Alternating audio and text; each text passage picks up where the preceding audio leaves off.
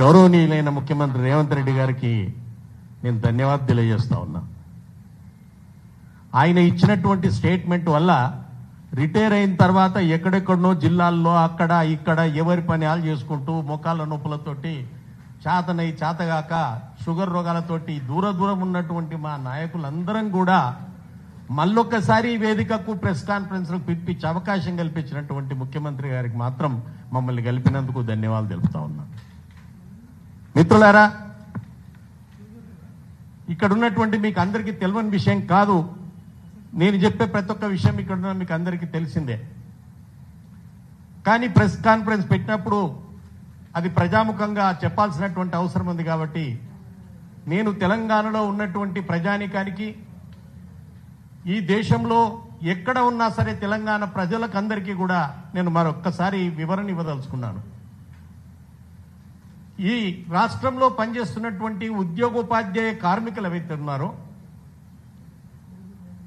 ముఖ్యమంత్రి గారు చెప్పారు ఈ రాష్ట్ర ఆదాయం 18,000 కోట్లని.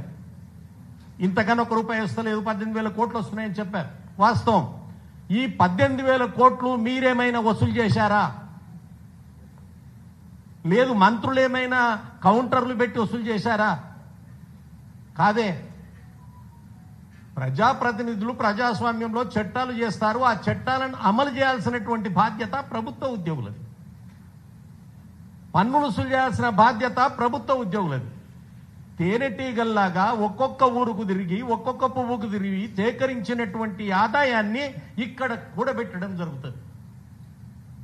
ఆ కూడబెట్టినటువంటి ఆదాయాన్ని మీరు ప్రజానీకానికి వారి వెల్ఫేర్ కోసం, సంక్షేమం కోసం వాడండి. కానీ ఏకంగా పొగబెట్టి తేనెటీగల్నే చంపేస్తే రేపొద్దున ఆదాయం మీకు ఎట్లకెళ్ళి సమకూరుతుంది?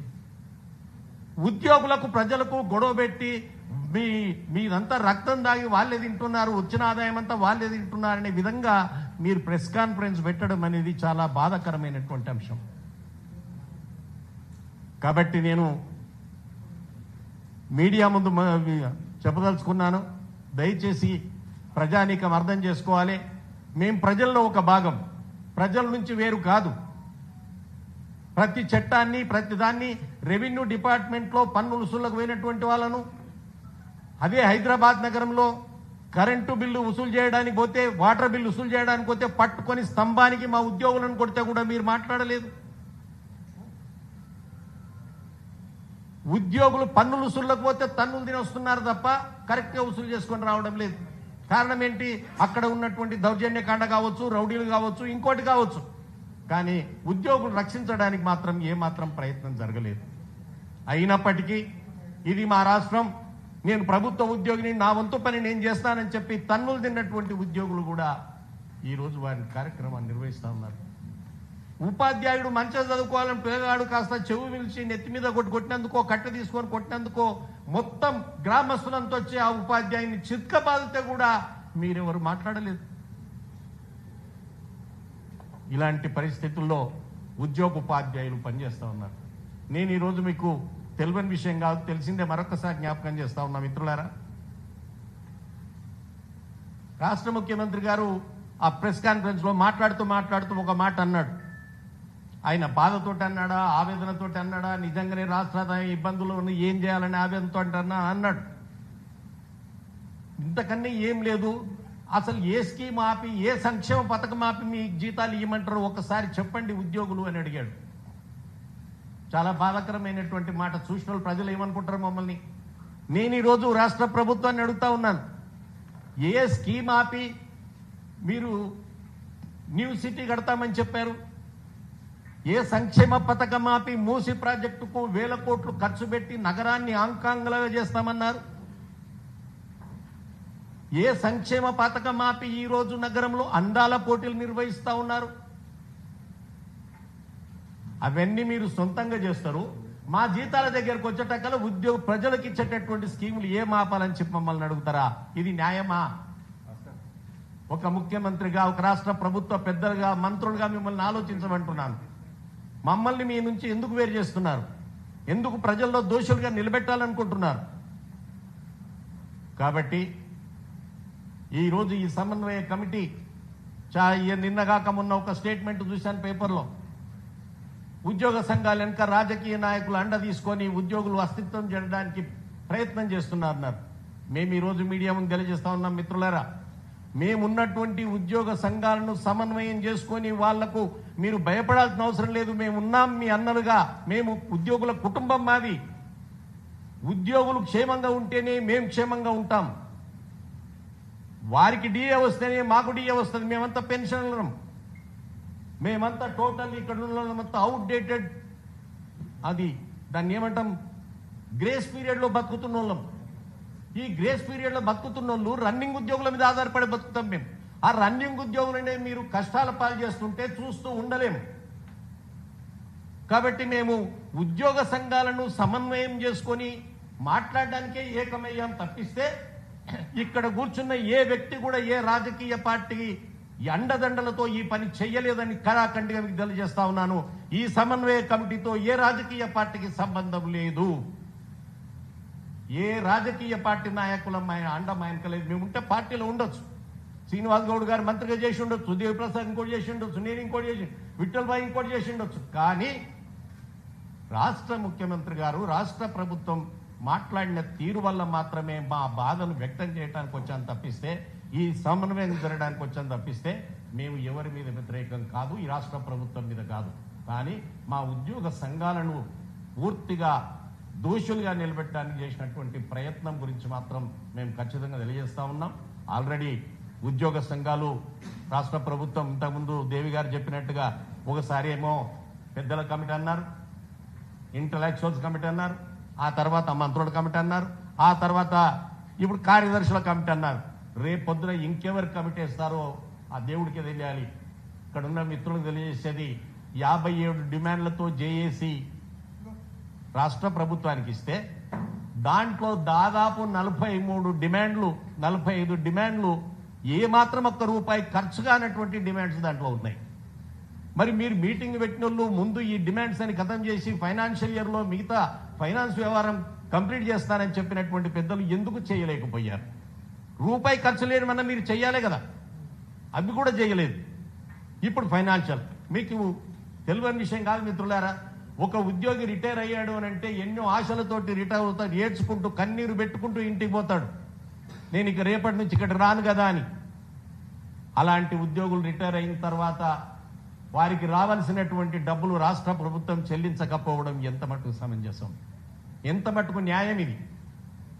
జీపీఎఫ్ మేము కూడబెట్టుకునే డబ్బు, నా బిడ్డ పెళ్లికి వస్తే ఈ డబ్బులు అని చెప్పి కూడబెట్టుకున్నటువంటి జీపీఎఫ్ డబ్బులు బయట ఎల్ఐసి ఉన్నట్టు మాకు గవర్నమెంట్కు జిఎల్ఐసి ఉంది, తెలంగాణ గవర్నమెంట్ ఇన్సూరెన్స్ కంపెనీ ఉంది, దాంట్లో పెట్టుకునే ఆ డబ్బులు రాలే, జీపీఎఫ్ డబ్బులు రాలే, మరి రిటైర్ డబ్బులు రాలే.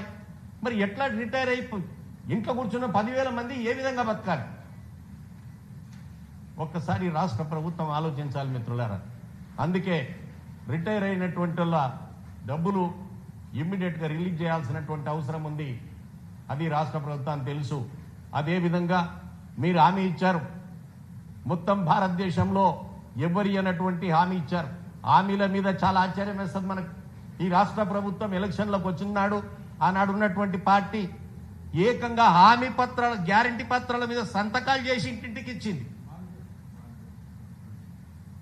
మరి దానికే దిక్కు లేకపోయే, బాండ్ పేపర్ దిక్కు లేకపోయే, హామీలకు దిక్కు లేకపోయే. 14,000 కోట్లు ఉన్నటువంటి అప్పుడు ప్రభుత్వం నడిచింది, 18,000 కోట్లు ఇప్పుడు అవుతున్నాయి. పరిస్థితి బాగలేదని చెప్పారు. రాష్ట్ర ఓకే మనం ఒప్పుకుందాం, ఆయన బాధ ఆవేదన రాష్ట్ర ప్రభుత్వాన్ని అర్థం చేసుకుందాం. కానీ నేను అనేది ఏంటి అని అంటే, ఈ 18,000 కోట్ల రూపాయల్లో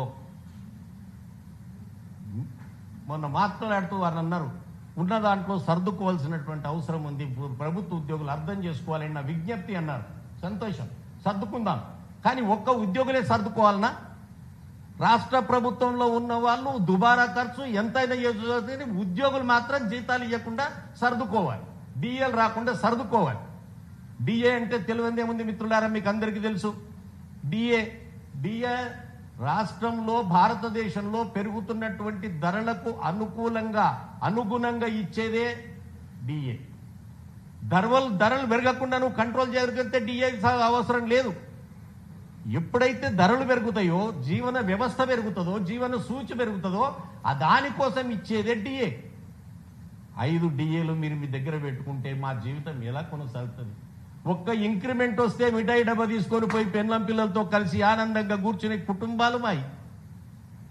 ఈరోజు మీ విధంగా మాట్లాడటం, ఇంట్లో ఉన్నటువంటి మా కుటుంబ సభ్యులు ఎంత ఆవేదన చెందుతున్నారు. ఇక ఉద్యోగుల పని అయిపోయినట్టేనా? రిటైర్మెంట్ వాళ్ళు ఇక ₹1 రాదా? రేపు పొద్దున నువ్వు పోతే కూడా నాకు ఇయరా పెన్షన్ అనే పరిస్థితికి తీసుకొచ్చారు. కాబట్టి ఇక్కడ ఉన్నటువంటి మీడియా మిత్రులతోటి, ఎలక్ట్రానిక్ ప్రింట్ మీడియాతోటి విజ్ఞప్తి చేస్తా ఉన్నాను. మేము ఏ రాజకీయ పార్టీ అనుబంధంగా తీసుకొని మా ఉద్యోగ సంఘాలను రేపు పొద్దున చెప్పొచ్చు, మీరు పలానా పార్టీతో ఉన్నారు కాబట్టి మిమ్మల్ని ఒత్తేస్తున్నామని చెప్పడానికి ఆవిష్కారం దొరుకుతుంది. మేము స్పష్టంగా చెప్తా ఉన్నాం, ఏ రాజకీయ పార్టీతో ఈ సమన్వయ కమిటీ అనుబంధం లేదు. మీ ఇక్కడ వచ్చినటువంటి వాళ్ళందరూ కూడా స్వచ్ఛందంగా గతంలో పనిచేసిన మిత్రులు బాధ చెంది మన ఉద్యోగులను ఆదుకోవాల్సిన అవసరం ఉన్నది. వాళ్ళని ఆదుకుంటేనే మనం బతుకుతామన్న ఉద్దేశంతో మేము ఈరోజు వచ్చాం. మేము రోజుగా చెప్తా ఉన్నాం, తెలంగాణ ప్రజలు సంతోషంగా ఉండాలి. ఆ సంతోషంలో ఉన్న దాంట్లో రాష్ట్ర ప్రభుత్వం కూడా ఉండాలి, అంత మంత్రులు కూడా సంతోషంగా ఉండాలని కోరుకునేటోళ్ళం మేము. కానీ ఎవరి ఇబ్బందులను మేము ఇంకెక్కువ చేయాలని కోరుకోవటం లేదు. మేము కోరుకునేది ఒకటే, దయచేసి చిన్న జీతగాళ్ళమైన మీరు ఇచ్చిన ఆదేశాలు పాటించే వాళ్ళం, మీ దగ్గర పనిచేసే వాళ్ళం, మీ కుటుంబ సభ్యులం, దయచేసి మరొకసారి మీరు రిక్వెస్ట్ చేసినట్టుగానే మేము రిక్వెస్ట్ చేస్తా ఉన్నాం. మేము కాపాడుకున్నటువంటి డబ్బులు, మాకు రావాల్సిన డబ్బులు పెన్షనర్లు అయ్యి రిటైర్ అయినటువంటి వారివి వెంటనే రిలీజ్ చేయవలసిందిగా ఉద్యోగ సంఘాలను పిలిచి, గతంలో ప్రభుత్వాలు అనేకం పనిచేశాయి, ఎవరు కూడా ఓపెన్ గా చెప్పలేదు మిత్రులారా. ఈ విధంగా సరే, రాష్ట్ర ముఖ్యమంత్రి గొప్ప హృదయం ఓపెన్ గా చెప్పిండు. కానీ నేననేది ఏమిటి అంటే, సంఘాలను పిలుచుకొని మాట్లాడి పొజిషన్ పెట్టుకొని లోపటి రూమ్ లో మాట్లాడుకొని నువ్వు ఎంత సర్ది చెప్పుకున్నా, వాళ్ళు ఒప్పుకున్నా ఆ పరిస్థితి వేరు, బయటికి రాకపోవు. కానీ ఈరోజు ఏకంగా మీరు ప్రెస్ కాన్ఫరెన్స్ పెట్టి ఉద్యోగులను చులకన చేయటం, ప్రజల లోపల మా మీద తక్కువ భావం ఏర్పాటు చేయటం మంచిది కాదు. దీనివల్ల ఇంకా ప్రజలు మా మీద దాడి చేసే అవకాశం ఉంది. ఇప్పటికే మా మీద దాడులు జరుగుతున్నాయి. నిన్నగాక మొన్న ఓల్డ్ సిటీలో నల్ల కట్ చేయడానికి వెళ్తే వాడు చెట్టు గట్టి కొట్టారు మా ఎంప్లాయీని. రహమత్ నగర్ లో కరెంటు బిల్లు అడగనికే పోతే ఎగిరి తండారు టేబుల్ మీదకి వెళ్ళి. ఇవన్నీ కూడా మీడియాలో వచ్చాయి. అయినా కూడా రాష్ట్ర ప్రభుత్వం ఎవరిని అరెస్ట్ చేయలేదు, కేసులు ఏం లేవు. ఎప్పుడైనా ఎవరినన్నా ఉద్యోగులను కొట్టొచ్చు అనే భావన ప్రజల్లో ఏర్పాటు అవుతుంది మీ మాటల వల్ల. దయచేసి నేను రాష్ట్ర ప్రభుత్వాన్ని విజ్ఞప్తి చేస్తా ఉన్నాను, దయచేసి బాధ్యతతో వ్యవహరించండి, మీ భాష మార్చుకోండి, మమ్మల్ని దోషులుగా నిలబెట్టొద్దని మేము మరొకసారి విజ్ఞప్తి చేస్తూ, ఖచ్చితమైన డిమాండ్లు నెరవేర్చాల్సిన అవసరం ఉంది. మా ఉద్యోగ సంఘాలను పిలిపించుకొని, జేఏసీ కమిటీని పిలిపించుకొని మీరు చర్చలు వెంటనే ప్రారంభించాలి. అది కూడా చర్చలు డైరెక్ట్ గా ముఖ్యమంత్రికి సంబంధించిన మంత్రులు చేయాలి తప్ప కింద ఆఫీసర్స్ కమిటీ వల్ల సాధ్యం కాదు అని మేము అభిప్రాయపడతా ఉన్నాం.